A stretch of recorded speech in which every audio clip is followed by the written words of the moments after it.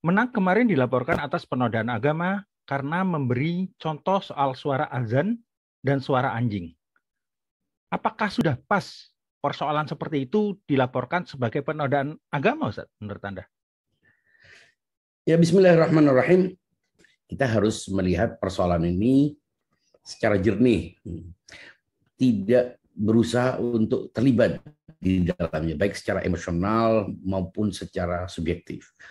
Artinya, coba kita menjaga jarak dengan subjek supaya kita tidak terjerumus dalam dua sikap yang ekstrim, mendukung secara membabi buta, menentang juga secara membabi buta. Menurut saya, sekarang persoalannya ada dua hal. Pertama, soal pembatasan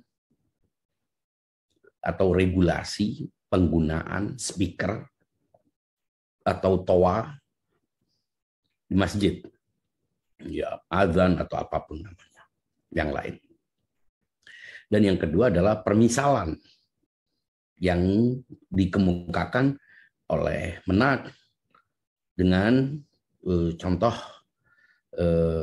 anjing yang menggonggong. Ini harus dipisahkan. Apakah dia sedang menodai agama? Apakah ia bisa disebut menodai agama ataukah tidak? Ini saya lebih melihat persoalan pada pelaporannya. Nah, kalau dia dilaporkan menodai agama, kita perlu tahu bagaimana sih mestinya melihat persoalan penodaan agama. Apakah memang ada penodaan agama? Dan kalau ada itu, apa kriteria-kriterianya yang valid, yang jelas gitu, supaya itu tidak menjadi bola liar, seakan-akan siapapun boleh melaporkan orang lain hanya karena berbeda pendapat, hanya karena dia memahaminya demikian. Kan sebuah pernyataan itu milik yang membuat pernyataan, bukan milik orang yang mendengarkan. Itu bagi saya persoalan yang perlu diperjelas.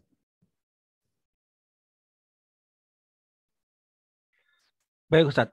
Kemudian kalau begitu, kita kan punya undang-undang atau punya contoh penodaan agama. Seperti apa sih kalau yang disebut penodaan agama itu sendiri? Kalau begitu menurut Ustaz? Begini, kita tidak bisa menolak adanya pasal penodaan agama memang. Karena faktanya ada orang-orang yang membuat pernyataan-pernyataan, membuat narasi-narasi yang menghina agama tertentu. Fakta itu. Jadi kalau kita menolak, pasal itu juga tidak relevan, tidak logis, tidak realistis. Tapi kita juga perlu menyoroti, mengkritisi apakah sudah benar-benar baku, sudah tidak bisa ditafsirkan dengan berbagai macam kepentingan. Itu yang perlu diperjelas. Misalnya, kalau seseorang dituduh menodai atau melecehkan atau menghina atau menistakan agama, apapun istilahnya, ya dilihat dulu. Pertama, apakah konteksnya itu dia sedang membuat sebuah pernyataan yang menghina agama ataukah tidak? Yang paling masuk akal, orang menghina agama bila dia tidak menganut agama itu. Ya, mana mungkin dia menganut agama itu artinya menganggap agama itu benar. Berarti dia menganggap agama itu sakral. Tidak mungkin seorang menganut sebuah agama lalu dia menghina agama itu. Tidak mungkin. Kecuali kalau dia memang tidak menganutnya. Atau dia dikenal secara lahir menganut agama itu, sebetulnya dia tidak menganut agama itu. Ya itu bisa. Seperti Salman Rushdie. Kenapa dia dianggap menghina agama Islam? Karena dia sudah murtad. Karena dia justru meninggalkan agama itu dengan kebencian. Dia bisa dianggap menghina agama Islam. Dia menghina Nabi. Dia menghina Al-Quran. Ya. Tapi seorang menteri agama yang dipilih oleh presiden justru karena dia dari sebuah organisasi agama yang paling kuat di Indonesia. Kira-kira persentase kemungkinan bahwa dia itu menghina agama itu berapa? Itu yang perlu dilihat. Apakah dia saat menyampaikan itu ada ekspresi kebencian, ada kesengajaan, ataukah tidak? Makanya tidak heran bila laporan itu ditolak. Kenapa? Ya enggak mungkin lah penganut sebuah agama, bahkan dia adalah orang yang mewakili ormas agama, terlepas kita suka atau tidak suka dengan beberapa kebijakan menteri agama. Ini Tidak ada kaitannya dengan pro dan kontra, afiliasi politik atau apapun. Bukan berarti kita juga setuju dengan beberapa pandangan-pandangannya. Itu yang saya lihat. Kedua, apakah dia punya pernyataan yang secara tegas menganggap adzan itu sama dengan gonggongan anjing? Ya tidak. Dari pernyataannya tidak terlihat seperti ingin menggambarkan bahwa suara adzan yang bising itu sama dengan anjing. Yang hendak dia gambarkan itu kebisingannya, bukan adzannya. Kalau sisi bisingnya, suara apapun kalau bising ya bising. Mau suara adzan, mau suara orang nyanyi, orang teriak, atau suara anjing sekalipun. Sama-sama bisingnya gitu. Jadi dia mengukur dari aspek kebisingan. Kenapa mencontohkan dengan anjing menggonggong, itu masalah lain. Dan saya kira itu salah. Saya dalam video sebelumnya, yang disesalkan dari pernyataannya, yaitu mengambil contoh anjing menggonggong soal kebisingan, bukan menyamakan azan dengan anjing menggonggong. Itu harus diungkapkan. Kita tidak setuju. Saya pun menyatakan bahwa itu adalah perumpamaan yang salah. Tapi untuk dianggap sebagai menodai agama, itu terlalu dipaksakan. Maka itu kita harus kembali proporsional melihat persoalan. Jadi bagaimana kita adil walaupun terhadap orang yang tidak kita suka. Nah, begitu juga saat kita juga mendukung pernyataan kebijakan Menteri Agama untuk membatasi volume atau durasi azan pada saat yang sama, kita juga menyesalkan diksi yang dia pilih, perkiasan yang dia pilih. Itu salah. Kita harus adil terhadap orang yang kita setuju pandangan-pandangannya maupun terhadap orang yang kita tidak setuju dengan pandangan-pandangannya. Kita harus lokalisir persoalannya pada pernyataan itu. Baik Ustadz,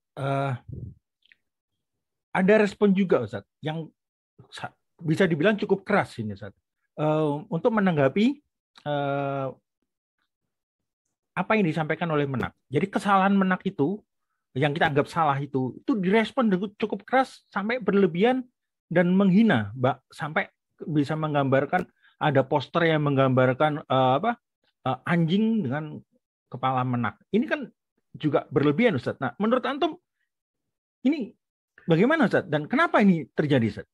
Ya, ini banyak faktor. Salah satunya adalah polarisasi yang diciptakan sejak awal oleh narasi-narasi politik.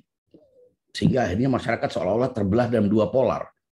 Antara yang memahami agama secara kaku dan yang mencurigai semua pemahaman keagamaan sebagai ekstremisme. Sehingga yang mendukung itu menjadi ekstrim, yang menentang juga menjadi ekstrim. Dua polar ekstrim. Terhadap pernyataan Menak yang terkait dengan anjing menggonggong, itu adalah sebuah kesalahan. Tapi kesalahan dalam penyampaian itu tidak kemudian bisa dianggap sebagai penodaan terhadap agama. Kenapa? Dia menganut agama itu. Dan dari pernyataan dia tidak menganggap azan itu sama dengan gonggongan anjing. Tapi kebisingannya bisa sama. Bisa sama-sama mengganggu. Ya, dan saya kira kalau soal kebisingan itu umum. Mau dari manusia, mau dari anjing, semuanya kalau bising terganggu. Apakah kemudian hanya karena kesamaan dalam memahami kebisingan kemudian dia bisa dianggap sebagai menganggap azan itu sama dengan gonggongan anjing? Tidak mungkin mengucapkan itu. Lalu apakah orang ini kemudian di berbagai macam media massa digambarkan sebagai orang mu'alaf yang kemudian menyusup? Itu bagi saya sudah tidak layak untuk ditanggapi. Dia sudah berusaha untuk klarifikasi. Dan bagi saya dia perlu juga untuk mengevaluasi, mengubah gaya dalam komunikasi. Tapi dia dituduh menodai agama, bagi saya itu sesuatu yang terlalu jauh. Kalau kita berada di kubu tertentu, jangan sampai keberpihakan kita kepada kubu menghilangkan sikap adil kita dalam melihat persoalan. Tapi menuduh seorang muslim yang menganut agama itu, lalu dia menodai agama itu, bagi saya itu tidak adil. Dengan tetap menganggap apa yang disampaikannya salah. Perkiasan yang dilakukannya tidak tepat. Kita tidak perlu mencari-cari pembenaran terhadap itu. Itu aja. Bagaimana untuk ke depan, Ustaz, agar masyarakat bisa lebih aware dan tidak lagi tertarik pada perseteruan-perseteruan seperti ini dan berulang lagi, Ustaz? Apa yang sebenarnya harus dilakukan masyarakat, Ustaz? Ya, pertama pemerintah juga harus mulai mengedukasi masyarakat secara lebih serius supaya tidak terbelah masyarakat. Jangan sampai pemerintah juga seolah-olah berada di satu kubu. Pemerintah harus mengayomi semuanya. Saya kira kalau kita adil, ya kita harus menganggap pernyataannya kebisingan dari anjing itu salah, tapi kita juga jangan berlebihan dengan menganggap apa yang dilakukan adalah pembatasan terhadap azan. Apalagi sampai menodai agama. Ini sudah terlalu jauh. Kita harus adil dan kita jangan sampai menyalahkan orang seolah kita tidak bisa melakukan kesalahan yang sama. Kita harus hati-hati ketika kita mengecam seseorang atas sebuah perbuatan buruk. Boleh jadi kita juga melakukannya, dan itu adalah kejujuran. Karena itu jangan terlalu membenci terhadap orang yang kita benci, jangan terlalu mencintai terhadap orang yang kita cintai. Akal sehat adalah kompasnya. Enjoy your faith. Yap. Terima kasih banyak, Ustaz, atas perbincangan kita hari ini. Assalamualaikum warahmatullahi wabarakatuh. Waalaikumsalam warahmatullahi wabarakatuh.